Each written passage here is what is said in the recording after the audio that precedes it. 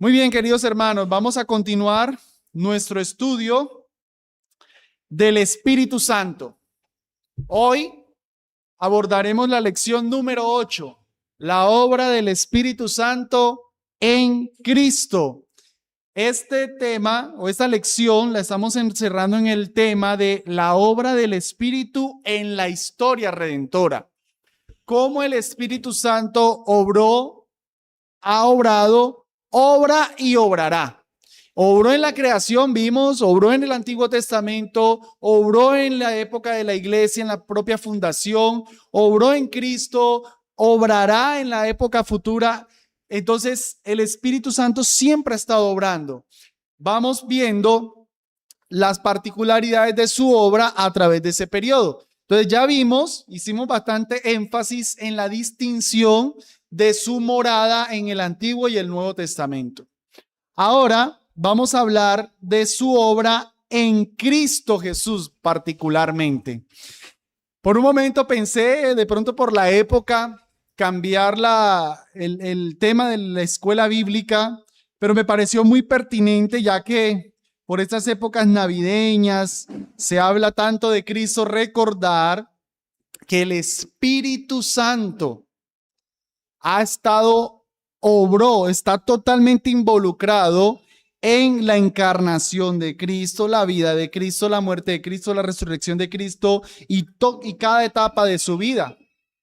Como un resumen de la lección de hoy, desde la concepción virginal hasta la resurrección, el Espíritu Santo estuvo presente en todas las etapas de la vida de Jesucristo, cumpliendo así su función como agente activo en la obra redentora. Eso como el resumen de la lección. En el desarrollo vamos a poder apreciar todo esto que aquí estamos declarando. En otras palabras, hermanos, yo espero que podamos ver nuevamente en torno a la época que vivimos, que sin el Espíritu Santo no hubiese habido Cristo, sin el Espíritu Santo no hubiese habido Navidad. Ya que tanto la estuvimos celebrando, el Espíritu Santo ha estado ahí involucrado. Antes de abordar cada una de las épocas o de las etapas en la vida de Cristo, permítame primero hablar de la unidad del Mesías y el Espíritu ya profetizada desde el Antiguo Testamento. Ahorita vamos a ver cómo el Espíritu Santo estuvo en cada momento de la vida de Cristo, pero ahora quisiera primero contemplar que eso que se vio en la vida de Cristo es algo que desde antes ya estaba profetizado.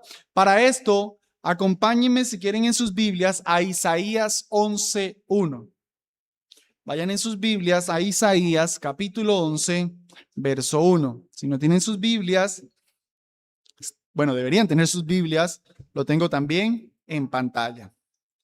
Dice: saldrá una vara del tronco de Isaí, y un vástago retoñará de sus raíces, y reposará sobre él, hablando del Mesías, el Espíritu de Jehová, Espíritu de sabiduría y de inteligencia, Espíritu de consejo y de poder, Espíritu de conocimiento y de temor de Jehová.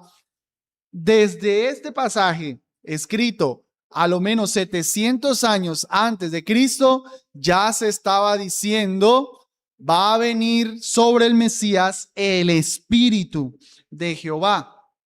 Y también, más adelante en el capítulo 61, Isaías 61:1 dice: el Espíritu de Jehová, el Señor, está sobre mí, porque me ungió Jehová. Me ha enviado a predicar buenas nuevas a los abatidos, a vendar a los quebrantados de corazón, a publicar libertad a los cautivos y a los presos, apertura de cárcel, a proclamar el año de la buena voluntad de Jehová y el día de venganza del Dios nuestro, a consolar a todos los enlutados.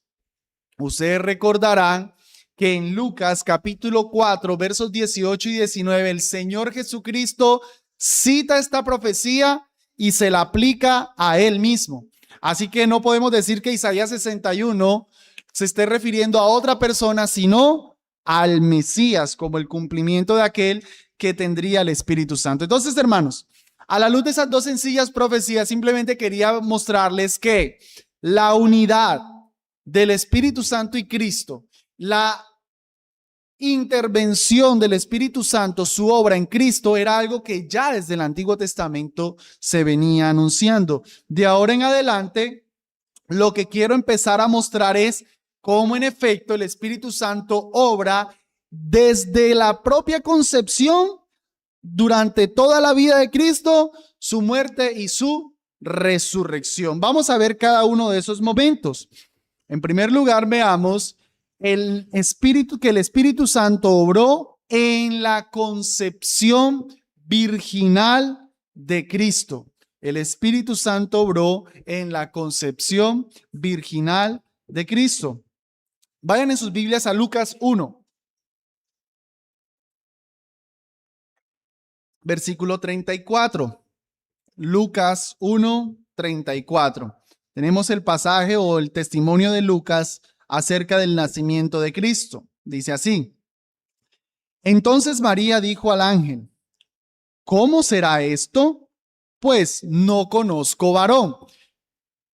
El ángel le había declarado a María que ella iba a quedar embarazada, que ella iba a concebir al Mesías. Ahora, vayan teniendo esto en sus mentes. María reconoce que la manera de tener el varón es algo inaudito, puesto que ella no ha tenido una relación sexual con un hombre. Se supone que para tener un bebé tienes que haber conocido varón. Ella es una mujer que no ha conocido varón, así que si ha de tener un hijo, lo ha de tener de alguna manera sobrenatural. Verso 35.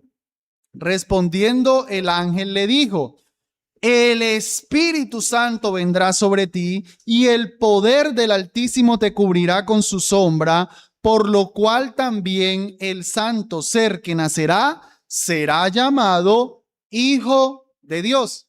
Entonces, en efecto, el ángel le dice a María: ok, tienes razón. No has conocido varón, no va a ser por un medio natural, va a ser por una obra sobrenatural. Va a ser por la concepción del Espíritu Santo, la intervención del Espíritu Santo. Hay unos detalles en este pasaje, hermanos, que de pronto no saltan así inmediatamente a la vista, pero son muy importantes respecto a esta obra milagrosa del Espíritu Santo en Cristo. Y es que aquí se está utilizando el mismo lenguaje de la creación. En Génesis 1:1, ¿cómo dice Génesis 1:1? A ver, de memoria. En el principio creó Dios los cielos y la tierra. Y la tierra estaba desordenada y vacía. Y luego nos dice: y el Espíritu de Dios se movía sobre la faz del abismo. Esa obra del Espíritu moviéndose es como el Espíritu cubriendo la tierra. Ahora van a ser el Mesías y se nos dice que el Espíritu Santo iba a cubrir con su sombra a María. ¿Notan la semejanza del lenguaje? El Espíritu Santo moviéndose sobre la faz del abismo, que la palabra moverse ahí es como cubrir, como empollar. Y ahora van a ser el Mesías, el Espíritu Santo va a cubrir, dice el texto, el poder de lo alto te cubrirá con su sombra. Ese cubrir es lo que iba entonces a hacer el engendramiento del nuevo Adán. Que el Mesías fuera concebido milagrosamente en el vientre de María. Esta acción del Espíritu entonces es lo que haría que de manera sobrenatural naciera el Hijo de Dios. El Mesías no es hijo de José, el Mesías es hijo de Dios porque fue engendrado sobrenaturalmente por el Espíritu Santo. Vamos al otro relato del nacimiento de Jesús. Vayan a Mateo, capítulo 1, verso 18. Y notamos la versión de Mateo sobre el nacimiento, y aquí también vemos la obra del Espíritu Santo. El nacimiento de Jesucristo fue así. Estando desposada María, su madre, con José, antes que se juntasen. Nuevamente, la Escritura nos hace un énfasis en que no puede ser o no es un hijo concebido naturalmente. Sea yo que había concebido del Espíritu Santo. Y pensando él en esto, es decir, José, he aquí un ángel del Señor le apareció en sueños y le dijo: José, hijo de David, no temas recibir a María tu mujer, porque lo que en ella es engendrado del Espíritu Santo es. Amados, uno lee esta historia y bueno, pues a uno le da gozo, sí, el Señor fue concebido, nació, qué bendición. Pero pongámonos un momento en el lugar de José y María. O sea, María acaba de quedar embarazada cuando todavía no está casada. Aún en nuestra época, eso ya nos dice, esa muchachita cayó en fornicación. Esa muchachita, decimos, metió las patas. Ahora, en esa época, María podía ser apedreada por lo que pasó. José está pensando en eso. Pongámonos en el lugar de José. No es como que María le dijo: estoy embarazada, concebida por el Espíritu Santo. ¡Ay, qué bendición! Amén. Sí, no, José debió también batallar mucho. José está pensando en eso. Tal vez pensando José: ¿será que la denuncio? ¿Será que la dejo guardada? ¿Me estará diciendo la verdad? ¿Qué significa esto?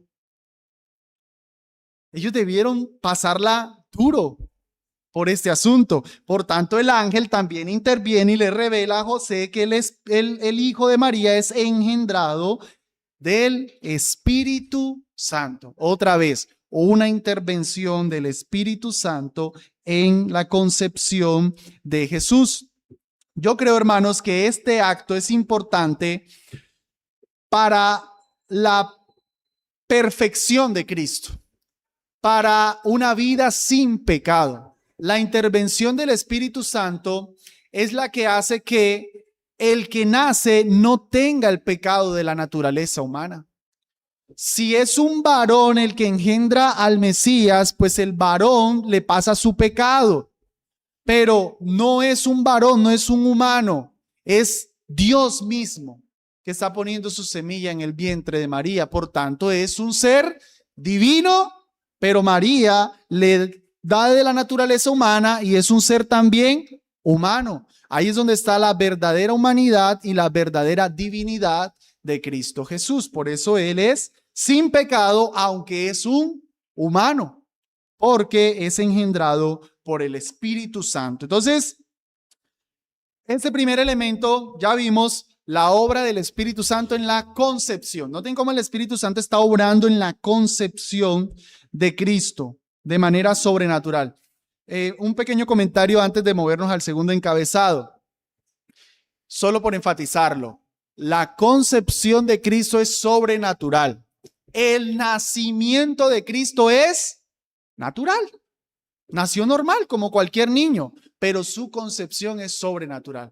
Hay algunos que niegan la concepción sobrenatural. ¿Cómo es posible que una mujer vaya a quedar embarazada? Sí, es verdad que resucitó, pero no pudo ser engendrado sobrenaturalmente. Bueno, eso es una total contradicción. ¿Cómo te parece que sí es posible que resucite, pero no te parece que es posible que sea concebido sobrenaturalmente? Desde su concepción hasta su resurrección, toda la vida de Cristo está encerrada por la obra sobrenatural del Espíritu Santo. Bueno, ahorita veamos la resurrección. Más adelante vamos a ver la resurrección. Segundo lugar, el Espíritu acompañó a Cristo en su crecimiento. Entonces, no solo en la concepción, sino voy a sustentar que aún toda la vida de Cristo estuvo el Espíritu Santo en él, obrando con él.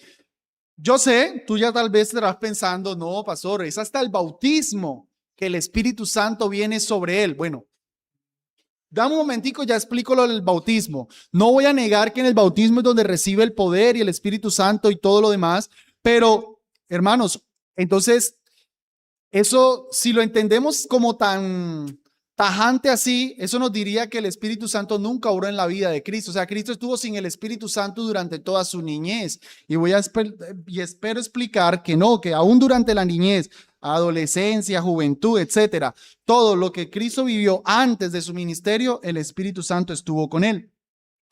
Lucas 2:52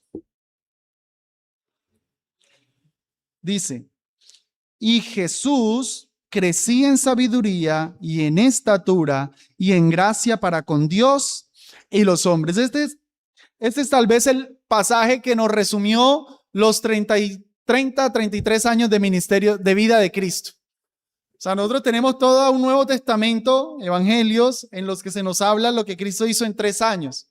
Pero solamente tenemos este versículo como para decirnos lo que fue la niñez, toda la vida de Cristo, solamente esto. Y Jesús crecía en sabiduría y en estatura y en gracia para con Dios y los hombres. ¿Por qué digo que en este pasaje nosotros podemos ver la obra del Espíritu Santo en él? Porque vería este pasaje relacionado como cumplimiento del texto que ya citamos de Isaías 11. Saldrá una vara del tronco de Isaí y un vástago retoñará de sus raíces. Y reposará sobre él el espíritu de Jehová. Noten, espíritu de sabiduría. Nos decía que Cristo crecía en sabiduría. Para que Cristo tuviera esa sabiduría era necesario la acción del Espíritu Santo. Y de inteligencia, de consejo y de poder, espíritu de conocimiento y de temor de Jehová. Tenemos aquel relato cuando Jesús tenía apenas 12 años y estaba discutiendo con los maestros de la ley y todos estaban asombrados de su conocimiento. Hermanos, ¿quién sino el Espíritu Santo era el que llevaba a Cristo para que comprendiera todos esos asuntos tan profundamente? Toda la vida de Cristo debió estar acompañada por la obra del Espíritu Santo. Miren este pasaje de Isaías 42:1. He aquí mi siervo, yo le sostendré, mi escogido, en quien mi alma tiene contentamiento. He puesto sobre él mi espíritu, él traerá justicia a las naciones. Hablando del siervo, el siervo sufriente de Cristo, se expresa como que el Padre tiene en él contentamiento, y ese contentamiento que tiene el Padre en él está relacionado con el Espíritu Santo que ha sido puesto sobre él. Entonces el Espíritu Santo estuvo en la concepción de Cristo, el Espíritu Santo estuvo en la vida de Cristo. Veamos ahora en tercer lugar que el Espíritu Santo ungió a Cristo en su bautismo. Vamos a Mateo capítulo 3, vayan en sus Biblias a Mateo 3. Mateo 3:13. Ya sabemos que este relato está en todos los evangelios. Vamos a quedarnos solo con Mateo. Entonces Jesús vino de Galilea a Juan al Jordán para ser bautizado por él. Mas Juan se le oponía diciendo: después que fue bautizado, subió luego del agua, y aquí los cielos le fueron abiertos, y vio al Espíritu de Dios que descendía como paloma y venía sobre él. Ahí tenemos al Espíritu Santo en el bautismo. Y hubo una voz de los cielos que decía: este es mi Hijo amado, en quien tengo complacencia. Tratemos de decir algunas cuestiones importantes sobre este bautismo. Solo notar, para efectos de nuestra lección, que ahí está el Espíritu Santo viniendo sobre Cristo en ese bautismo. Ahora, ¿por qué fue necesario que Jesús se bautizara? ¿Para qué se bautizó Jesús? Esa es una pregunta importante. De hecho, noten que aún el mismo Juan el Bautista lo dice: yo soy el que necesito ser bautizado y tú eres el que vienes a mí. Pero aún así Jesús se bautizó. O sea, el hombre enviado a bautizar reconoce que es raro bautizar al Mesías. Pongámonos entonces en la mente de Juan y preguntémonos, ¿verdad? ¿Por qué? ¿Para qué? Bueno, hay a lo menos 4 asuntos que pueden explicarnos, ayudar a entender por qué o para qué fue que Jesús se bautizó. Lo más sencillo, lo más explícito que está ahí tal cual en el texto: para cumplir toda justicia. Porque eso es lo que Jesús le dice: deja, porque así conviene que cumplamos toda justicia. Entonces, era necesario que el Mesías se bautizara para que el Mesías cumpliera la justicia, porque sí, todos aquellos que lo siguen, todos aquellos que se van a identificar con él, tienen que bautizarse. Si su precursor viene diciendo la necesidad del bautismo, pues entonces es una justicia que aún el Mesías cumple. Y con eso, el Mesías entonces está validando el ministerio de Juan el Bautista. Piensen un poco las implicaciones de que el Mesías venga, que Juan anunciando al Mesías esté bautizando y luego el Mesías venga y diga, no, ese bautismo yo no lo necesito. Pudiera dar en la mente de las personas la impresión de que Juan estaba haciendo algo no autorizado por Dios. Pero que aún el Mesías se bautice y que aún desde el cielo una voz hable, le dice a todo el mundo, lo que Juan está haciendo es lícito, es una justicia, porque lo hace de parte de Dios. Eso es lo más explícito, pero también hemos de entender que Jesús se bautizó para ser ungido como profeta, sacerdote y rey. Hermanos, conectemos los puntos. En el Antiguo Testamento, para tú poder fungir como rey, te bautizaban, te ungían, para decirlo así. Te reconocían por medio del rito de la unción que tú ibas a ser el rey. Para que tú fueras un profeta, te ungían. Y para que tú fueras un sacerdote, te ungían. Ahora, el Mesías va a hacer su labor de profeta, sacerdote y rey. Entonces el Mesías bautizado y el Espíritu Santo entonces viene y lo unge, reconociéndolo como rey, sacerdote y profeta. Una tercera razón, muy relacionada a esto que acabé de decir, para empoderarlo con ese mismo espíritu. ¿Recuerdan las lecciones que hablamos sobre la morada del Espíritu? Y decíamos que el Espíritu Santo, cuando moraba en alguien en el Antiguo Testamento, era para capacitarlo, para llenarlo de poder, para alguna tarea en específico. Entonces el Espíritu Santo, viniendo sobre Cristo, está haciendo eso también, empoderándolo, capacitándolo para hacer su labor como rey, profeta y sacerdote. Porque aquí sí, hermanos, trayendo lo que ya aclaraba antes cuando veíamos el Espíritu Santo en la juventud de Cristo, Cristo no estaba fungiendo como sacerdote, como rey, como profeta, como todo lo que implicaba antes del bautismo.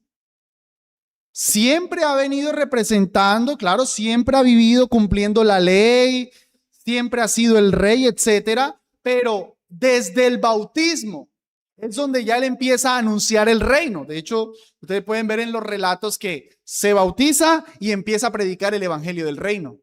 Es decir, ya fue ungido como rey, ahora sí, venga, voy a trabajar con mi reino. Ya fue ungido como sacerdote, ahora sí, ya voy a empezar a representar a mi pueblo. Ya fue ungido como profeta, ahora sí voy a empezar a hablar de parte de Dios. Pero antes, no. Es desde su bautismo en donde es empoderado para ahora sí empezar a trabajar en sus tres oficios. Amén. Y finalmente, sí, mi hermano.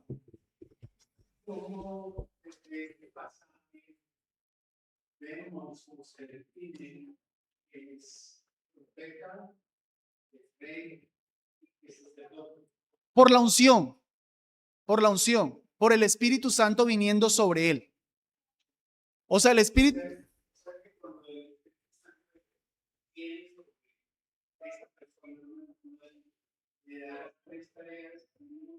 No. Bueno, repito la pregunta por si no se escuchó. ¿Dónde se puede deducir de aquí los tres oficios? Sacerdote, rey y profeta. En el Antiguo Testamento, cuando una persona iba a ser profeta, tenía que ser ungida. Cuando iba a ser sacerdote tenía que ser ungida y cuando iba a ser rey tenía que ser ungida. Entonces estamos viendo que en el bautismo el Espíritu Santo está viniendo sobre Cristo, lo está ungiendo también. Entonces ahí hacemos la relación en que está recibiendo esa misma unción de que recibía el profeta, el sacerdote y el rey.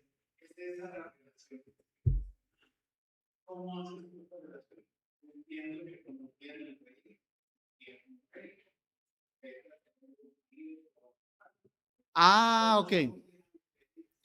Bueno, mi hermano, para poderlo ver todo, entonces necesitaríamos ver todos los oficios de Cristo. O sea, por ejemplo, en Hebreos nos dice que Él es sacerdote. En Juan 4 nos dice que Él es profeta. Y pues aquí mismo en Mateo o en Marcos más claramente, después del bautismo, Él anuncia el evangelio del reino. Entonces tenemos que Jesús sí es sacerdote, tenemos que Jesús sí es profeta y tenemos que Jesús sí es rey. ¿Dónde fue ungido? Preguntémosle a la Biblia dónde fue ungido. Aquí. Así sería.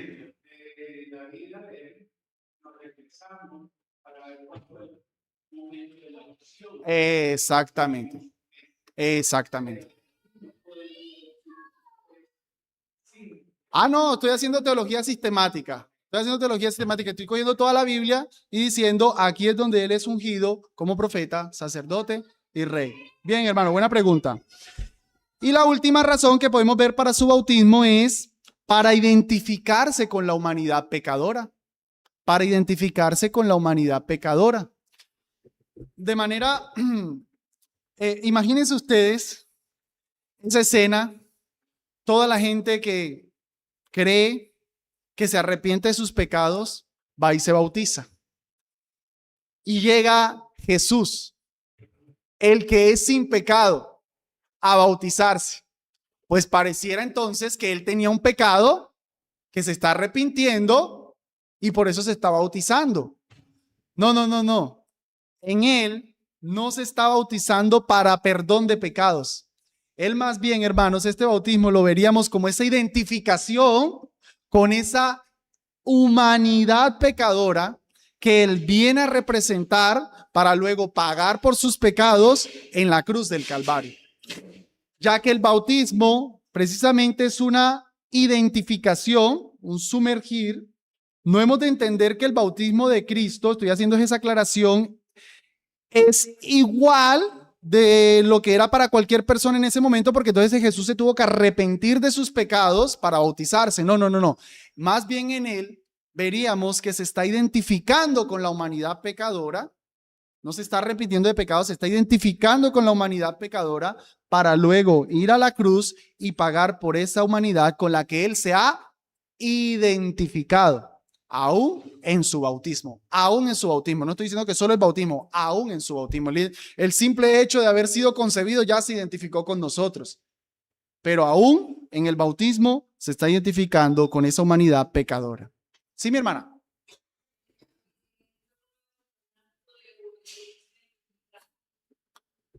Claro que es un acto de obediencia, por eso dice, deja para que cumplamos toda justicia, definitivamente. Muy bien, ya vimos entonces, el Espíritu Santo obró en la concepción. El Espíritu Santo obró en toda la vida, la juventud de Cristo, podemos decir. Una obra muy importante, la obra del Espíritu en su bautismo, empoderándolo. Ahora, como consecuencia precisamente de ese empoderamiento en el bautismo, veamos que el Espíritu Santo condujo y empoderó a Cristo en su ministerio. Nótese, vamos a Lucas, vayan en sus Biblias a Lucas, capítulo 4. Y yo quiero que ustedes puedan ver en sus Biblias, por cierto, pequeño paréntesis, ¿ya notaron que varias veces hemos vuelto a Lucas cuando estamos hablando de la obra del Espíritu Santo en Cristo? Porque Lucas hace mucho énfasis en eso. Lucas hace mucho énfasis. Lucas 4. Quiero que notemos cómo el Espíritu Santo está siempre ahí con Cristo en varios momentos. Verso 1. Jesús, lleno del Espíritu Santo, volvió del Jordán y fue llevado por el Espíritu Santo al desierto. O sea que, y bueno, ¿y qué pasó en ese desierto? ¿Qué pasó? Ah, muy bien, allá es donde vivió la tentación. O sea que toda su tentación, ahí estuvo el Espíritu Santo con él. Verso 14. Y Jesús volvió en el poder del Espíritu a Galilea y se difundió su fama por toda la tierra de alrededor. El Espíritu Santo, cuando Cristo ya empieza a proclamar el mensaje en Galilea, ahí con él. Verso 18. Jesús diciendo, el Espíritu del Señor está sobre mí, por cuanto me ha ungido para dar buenas nuevas a los pobres. Entonces noten que está el Espíritu Santo, el Espíritu Santo, el Espíritu Santo. Hermanos, ya Cristo empezó su ministerio. Ahora se ve el Espíritu Santo llevándolo al desierto, se ve el Espíritu Santo llevándolo a proclamar. Jesús mismo dice, el Espíritu Santo está sobre mí para proclamar. El Espíritu Santo es el que le dio ese poder a Cristo para todo su ministerio. Pregunta. A ver si los atrapo. ¿Por qué Jesús hizo milagros? ¿Por qué? ¿Por qué pudo hacer milagros? ¿Porque era Dios? Bien, por el poder del Espíritu Santo. No digan que porque era Dios. Porque si hizo milagros porque era Dios, entonces Pablo es Dios, Pedro es Dios, porque ellos hicieron milagros. Sí, solo se puede hacer milagro. Si tú eres Dios, entonces Pedro es Dios, Pablo es Dios, etc. No. Claro, Jesús es Dios y como Dios puede hacer milagro, pero en su ministerio, sus milagros fueron hechos por el poder del Espíritu Santo. Miren Mateo 12:28. Pero si yo, dice Cristo, por el Espíritu de Dios echo fuera a los demonios, ciertamente ha llegado a vosotros el reino de Dios. El mismo Cristo lo están acusando de ser un hijo de Belcebú, de estar haciendo las cosas por Belcebú. Y este era el momento en el que él pudo haber dicho, yo lo estoy haciendo es porque soy Dios mismo. No. Yo lo estoy haciendo por el poder del Espíritu Santo. Los milagros de Cristo los hacía por el poder del Espíritu Santo. Los milagros que Pedro hizo, los milagros que Pablo hizo, Juan y todos los apóstoles lo hicieron por el poder del Espíritu Santo, que obró en Cristo, que obró en ellos.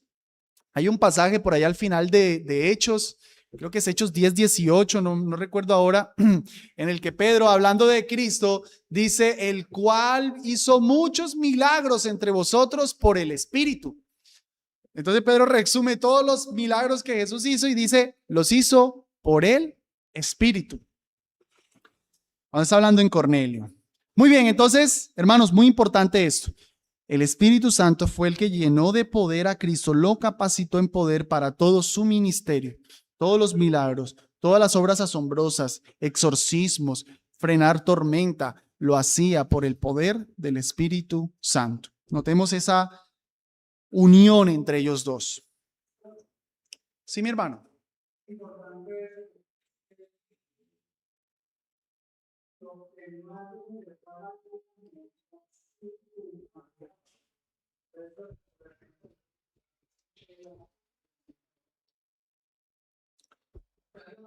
Si quieres, no, mejor hazme la pregunta. Mejor hazme la pregunta y te lo puedo responder. Pero es que estás enseñando algo y no lo logro entender. Déjala ahí, al final. Déjala ahí. Mejor hazme la pregunta. Es que es mejor que me hagas la pregunta que hagas el comentario porque de pronto... Bien. Por todo lo que Cristo hizo en su vida lo hizo por el poder del Espíritu Santo. Nos quedan dos momentos importantes. El Espíritu Santo, sexto lugar, estuvo presente en el sacrificio de Cristo.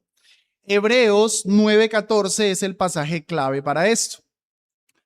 Cuanto más la sangre de Cristo, el cual, mediante el Espíritu eterno, se ofreció a sí mismo sin mancha a Dios, limpiará vuestras conciencias de obras muertas para que sirváis al Dios vivo. Noten que dice aquí que Cristo se ofreció mediante el Espíritu eterno.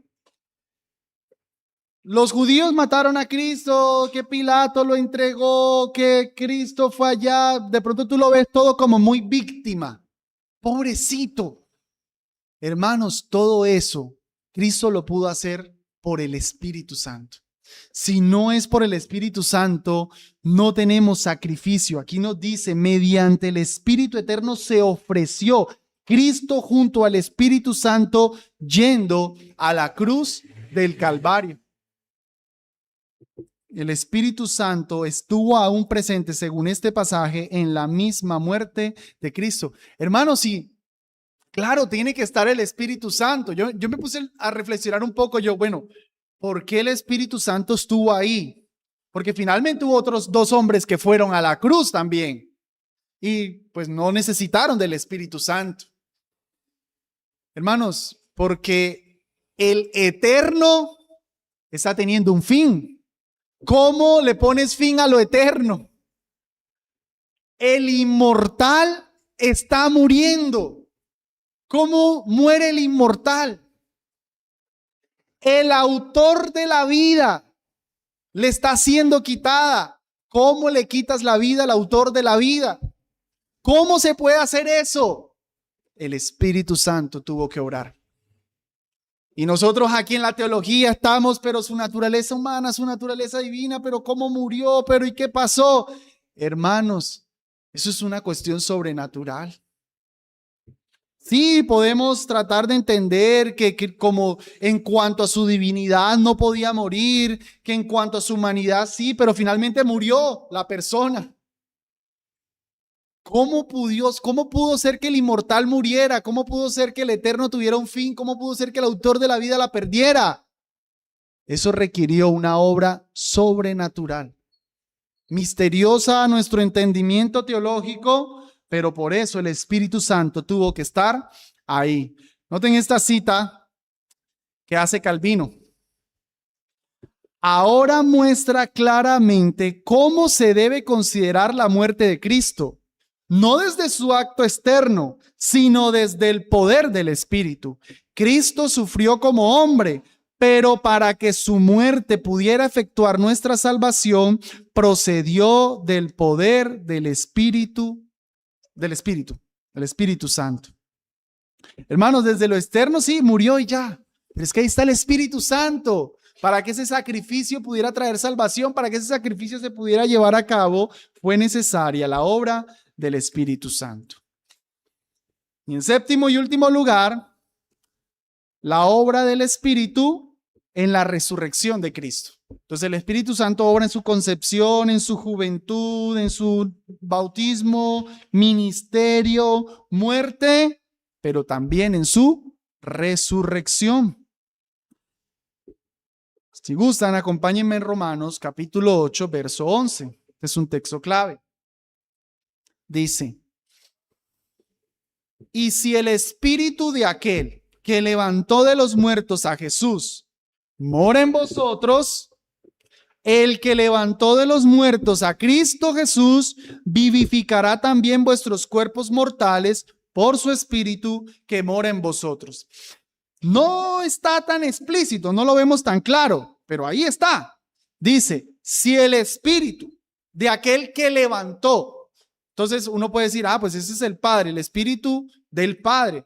Por eso es el Espíritu del Padre. No está diciendo que el Padre es el que lo levanta solamente, sino el Espíritu de aquel que lo levantó.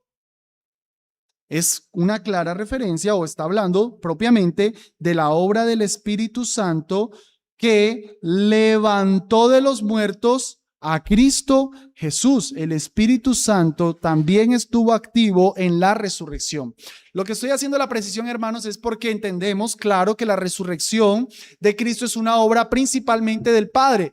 Pero recuerden, toda obra trinitaria están los tres. Aunque se le pueda ver más al Padre, el Hijo está involucrado, aún el Hijo está involucrado en su propia resurrección, el Espíritu Santo también está en la resurrección de Cristo y este pasaje es clave. Otro pasaje aún más claro, creo que Romanos 8:11 es más claro, pero Romanos capítulo 1, verso 3. Acerca de su Hijo, nuestro Señor Jesucristo, que era del linaje de David según la carne, que fue declarado Hijo de Dios con poder según el Espíritu de santidad por la resurrección de entre los muertos. ¿Cuál es el punto del pasaje? Que es como leer el pasaje de atrás para adelante. La resurrección de los muertos es la que hace que Cristo haya sido declarado Hijo de Dios, porque es hijo de David según la carne. Pero ¿quién es el que está ahí? El Espíritu Santo.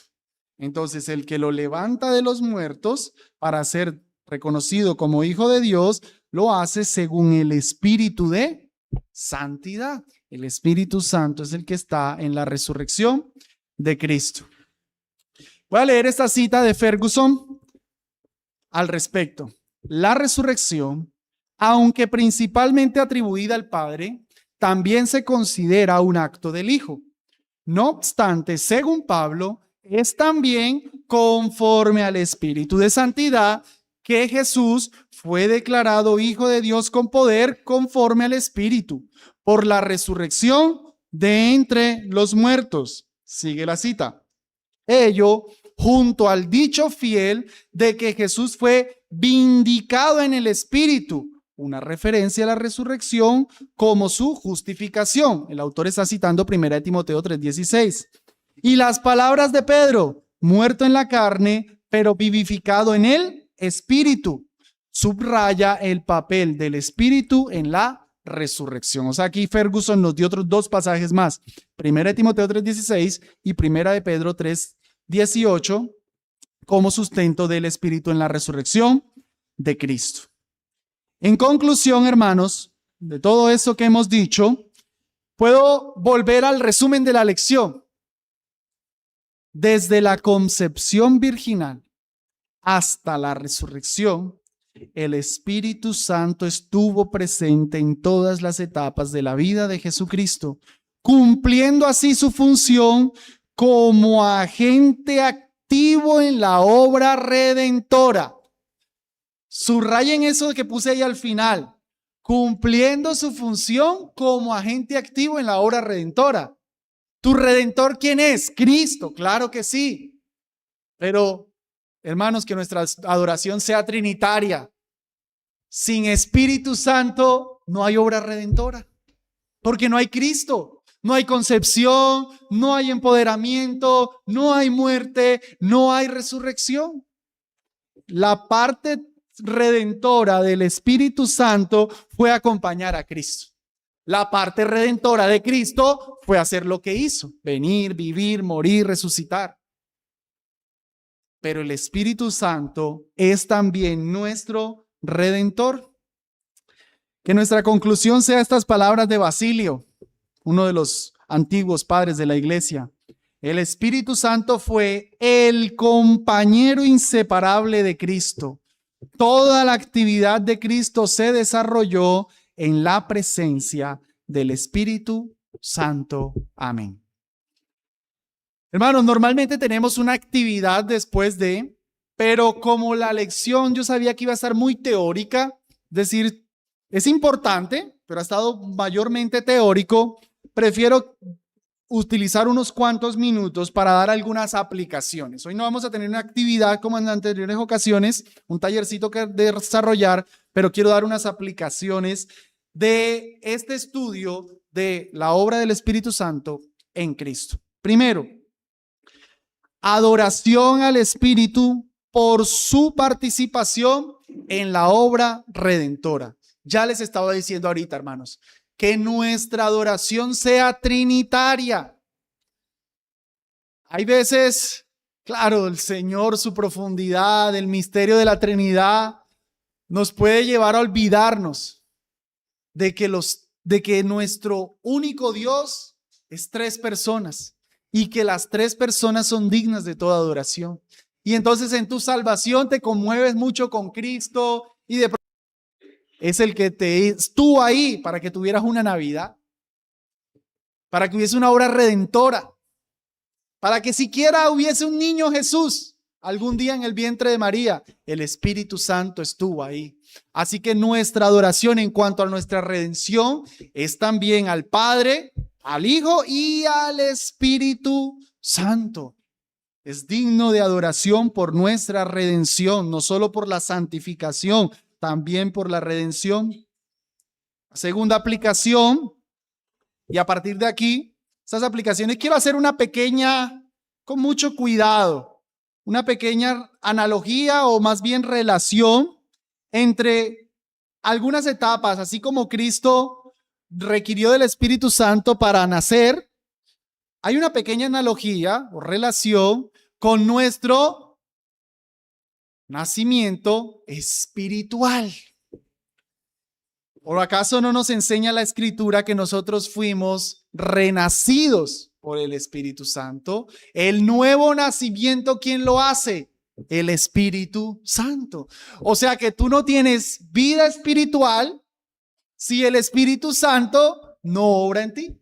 Así como el Espíritu Santo obró para que Jesús naciera, el Espíritu Santo obró en ti y en mí para que volvamos a nacer. No estoy hablando del parto allá, no. Para volver a nacer, para ser un hijo de Dios, para tener vida.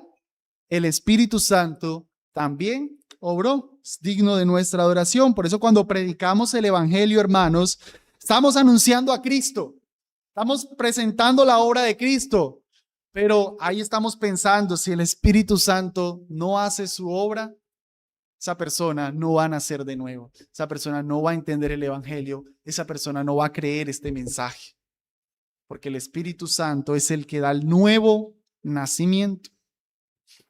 El Espíritu Santo obró en el ministerio de Cristo y lo llenó de poder.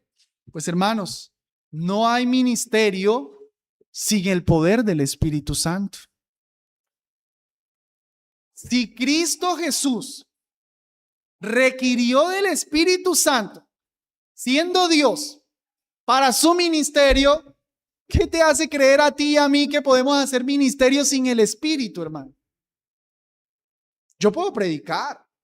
Aquí podemos traer un impío, un buen orador, y ponerlo a hablar. Le paso el sermón escrito y habla. Pero no va a pasar nada porque el Espíritu Santo no está. A menos que el Espíritu Santo nos acompañe con su poder, mi amado hermano, nada de lo que hagamos en esta iglesia va a servir. Nada.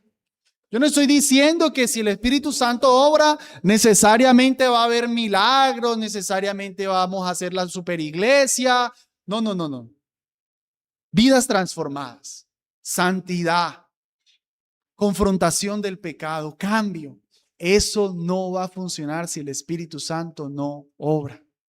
No hay ministerio cristiano si no está el Espíritu Santo. Si el Hijo de Dios requirió del Espíritu Santo, mi amado hermano, no se nos olvide, a ti y a mí, que sin Espíritu Santo no hay ministerio.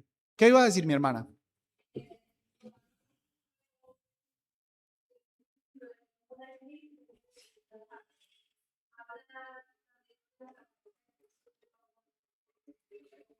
Bueno, Romanos 8, 9 al 11.